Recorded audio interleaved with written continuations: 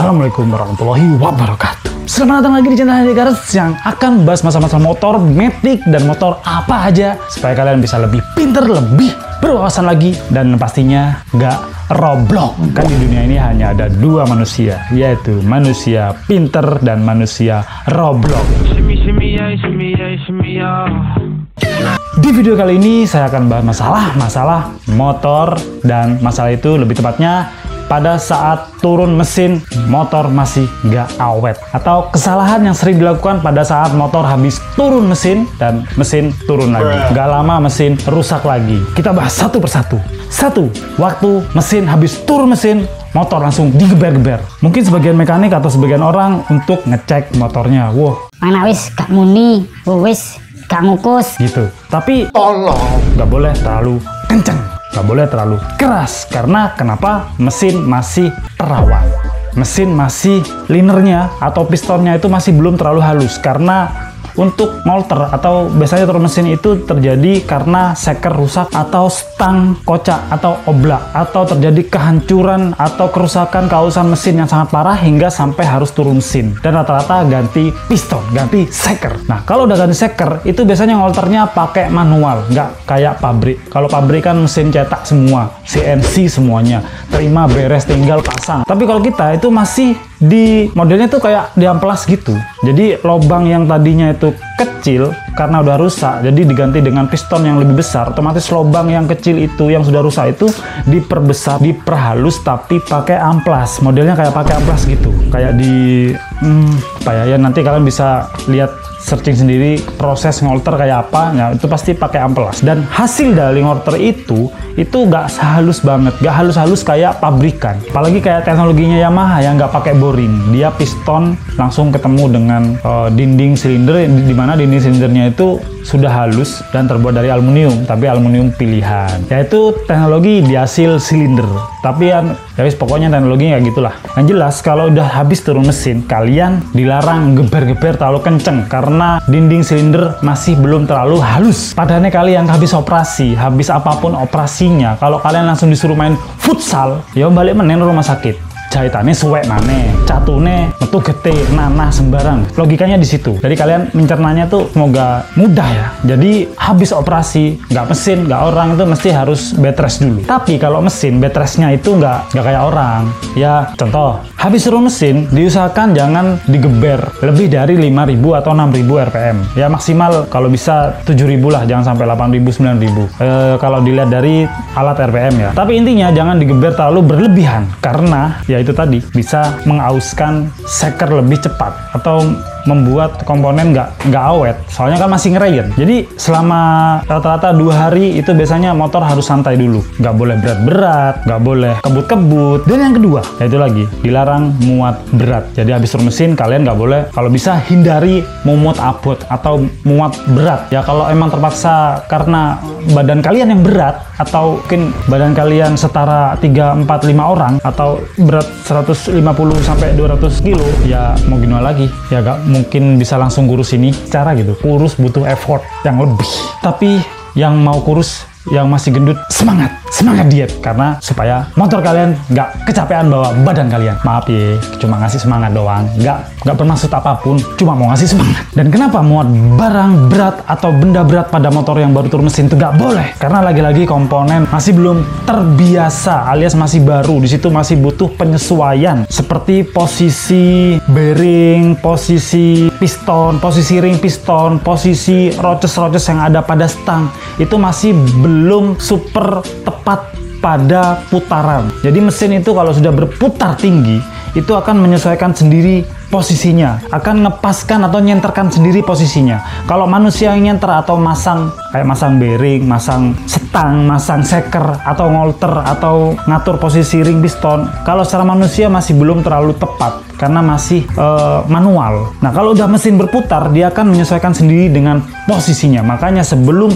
ke posisi yang tepat, kalau bisa motor jangan dikasih beban terlalu berat supaya posisi mesin tuh bener-bener pas, nggak melenceng dan akhirnya mesin jadi awet. Jadi usahakan santai saja setelah turun mesin. Lek kesusu melaku wae mending. Lek pancek kesusune ku kemagak budal wingi. Sing penting kan podo-podo nyampe. Dan masa bed rest itu sekitar 2 hari. Sekali lagi saya tekankan selama 2 hari. Kalau bisa jangan cepet, jangan berat. Karena biasanya dan rata-rata untuk pemakaian selama 2 hari itu sudah cukup menghaluskan dinding silinder dan membuat mesin tepat pada posisi senternya. Seandainya ini kasar ya, ini kalau masang bearing kan biasanya harus lurus gini ya. Tapi biasanya nggak terlalu lurus banget, ada miringnya sedikit. Tapi ya skala mikro. Nah kalau kena putaran mesin kan muternya di tengah. Semakin kenceng mesin itu akan berada pada titik balannya. Dan kalau sudah berada titik balan, itu posisi bearing itu akan bergeser dengan sendirinya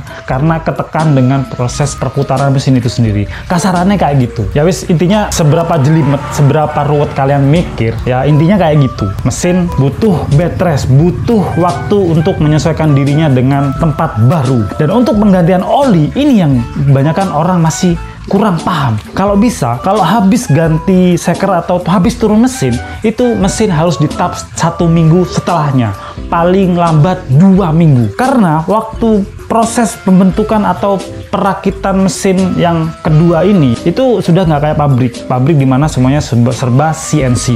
Kalau orang kan ya lek gak kayak pikiran, lek wong sing masang tepak pikirannya bulet, mikir rumah tangga sing jelimet, mikir bojone sing ruwet, mikir utang-utangnya sing perkara belanja online. Ya kan semua orang tuh beda-beda kondisinya. Jadi kondisi kestabilan mental waktu ngerakit mesin itu sangat dibutuhkan. Jadi untuk ngetap oli itu antara 1 sampai 2 minggu. Kalau bisa lebih cepat lebih baik. Dan kalau bisa ngerayin itu ada 2 tahap, yaitu rayin pertama 1 atau paling lambat 2 minggu baru tap oli, dan rayin kedua itu seharusnya ditap lagi setelah 3 minggu. Jadi setelah minggu, seandainya minggu ini waktunya ngerayin, ditap. Nah, dapat 3 minggu, kalau bisa ditap lagi. Atau dapat maksimal itu 3 minggu lah, jangan sampai lebih. Jadi 2 minggu lagi ditap lagi. Jadi ngerayin kedua tuh ditap lagi supaya benar-benar bersih.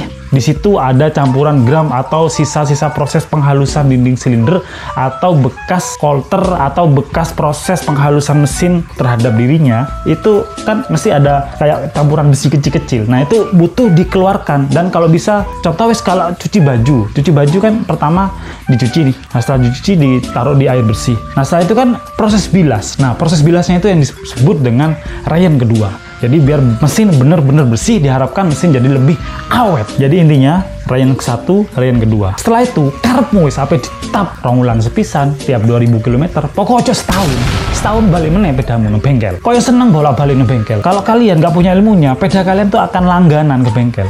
Ya mungkin karena kesalahan mekaniknya, mungkin karena kesalahan orangnya nggak tahu, mekaniknya kurang edukasi, itu bisa aja. Pokok wis mari modul mesin, wis males. Nah, jadi kan ya apa ya? Semua tuh harus punya siklus. Mekaniknya paham banget, edukasinya lengkap, dan yang punya motor itu punya wawasan. Jadi nggak asal-asalan ngurumat sepeda terus apalagi habis turun mesin. Dan yang ketiga, ini nggak banyak orang yang tahu.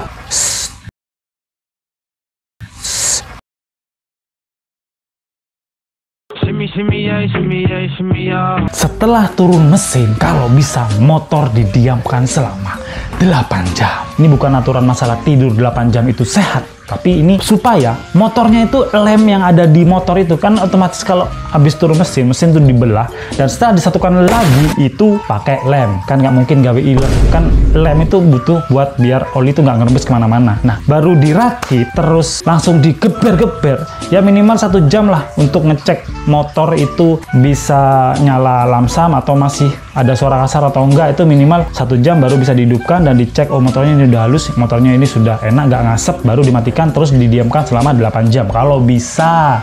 Makanya kalau modul mesin ojo susu, biar apa? Ya itu biar mesinmu awet. Tokonnya muni ganggu. Biasane wong kono haiku, Mas, iso mari sedino karena sepedaku sibuk, ape tak gawe touring nang luar negeri PP bendino. Mas, iso cepet nggak? Soalnya engko aku ape posyandu, kate gendang, kate minggat, kate demo, kate ngising, men, kate ngabloki cangkeme tonggo sing megeni. Wis lah sembarang. Iku urusanmu. Lah kesusu mlaku wae wis. Numpak becak, Pak Gojek ta. Timbange pedamu kok rusak, engko mekanik sing salahno neh. Tapi ada loh bengkel yang habis turun mesin kurang edukasi. Kalian habis turun mesin ya udah bayar minggat toh. Ya mungkin cuma ngilingno ngingetkan, Mbak, Mas, ojo lali ya mari ngono oli ini ditap, mari ngono wis lali pokoknya ojo sampai telat oli meneh ya. Tanpa menjelaskan detailing seberapa lama atau hal-hal yang nggak boleh dilakukan habis turun mesin. Mungkin karena mereka nggak kober ya, karena mungkin mereka banyak pikiran, banyak target, banyak yang harus diselesaikan di bengkel tersebut. Ya karena bengkelnya rame mungkin. Jadi aduh, satu persatu sampai nggak sampai di, seharusnya sih ada SOP-nya tuh ada seharusnya sih. Satu lagi, ini setelah mesin selesai dirakit dan 1 jam diem supaya mesin ya lemnya bukan bener-bener kering, minimal kering lah. Kering, jadi biar nggak ada lem nanti yang meloncat atau keluar atau bikin ngerembes dan bisa bikin pekerjaan 2 kali. Nah itu setelah 1 jam diem dan dipanasi, dan kalau bisa dipanasi jangan lama-lama, cukup 10-15 menit. Dan itu tujuannya apa? Setelah dipanasi 10-15 menit sebelum didiamkan selama 8 jam, itu dipanasi dulu 10-15 menit dan itu harus ditap lagi. Tujuannya untuk menurunkan kotoran-kotoran yang ya kan tangannya mekanik ro dhewe, tangannya kayak zombie, tangannya kayak hitam, tangannya kayak kotoran sehingga higienis. Kebanyakan mekanik nggak higienis, tapi kalau kayak gini bersih, oh my god, ini mekanik bodoh sih kan ngono. Tapi yang bener tuh mekanik harus bersih tangannya. Setelah merakit kan ngerakitnya pakai sarung tangan, nah kadang sarung tangannya sih kotor. Setelah dirakit itu kemungkinan ada kotoran, debu atau sisa-sisa lem yang meloncot atau sisa-sisa lem yang berlebihan itu turun, dan mungkin sisa-sisa pak atau gasket yang dibersihkan itu jatuh ke bagian dalam mesin. Dan akhirnya ditakutkan itu bisa membuntu saluran oli atau filter oli. Jadi setelah 10-15 menit dipanasi itu harus ditap lagi. Kalau bisa disaring, kan olinya baru nih. Ya itu ditap lagi, ditunggu ngendap selama 15 sampai setengah jam. Ya memang ribet. Kalau SOP itu ribet, tapi tujuannya biar awet. Wis, kalian tuh bayar mahal turun mesin. Kalau nggak sesuai SOP, kalian harus protes. Harus ya bayar 1.800.000 tapi hasilnya nggak awet kan. Cari uang tuh susah men. Cari uang itu bukan cuma susah, tapi di negara Indonesia ini cari uang tuh bener-bener susah. Jadi kalau sudah kalian tahu SOP-nya ini dan kembali yang tadi itu oli diendapkan. Nah kalau sudah ngendap, kotoran-kotoran itu saya jamin 100% kotoran itu pasti ada. Kotoran itu biasanya meliputi lem sama sisa-sisa pak atau karbon yang dibersihkan saat turun mesin.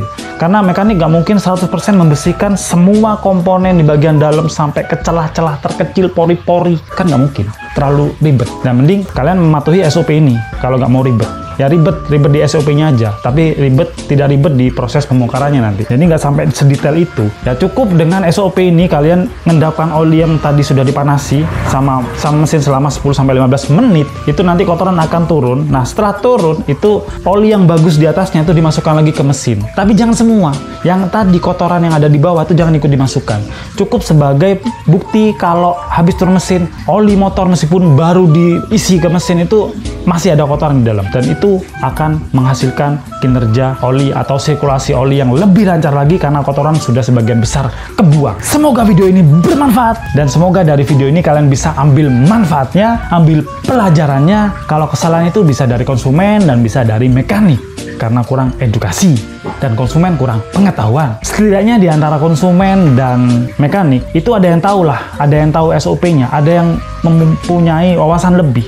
Jadi biar motor gak jadi korban, seakan rek pedai mesti bukan makhluk hidup, tapi seakan sing bayar, sing duwe.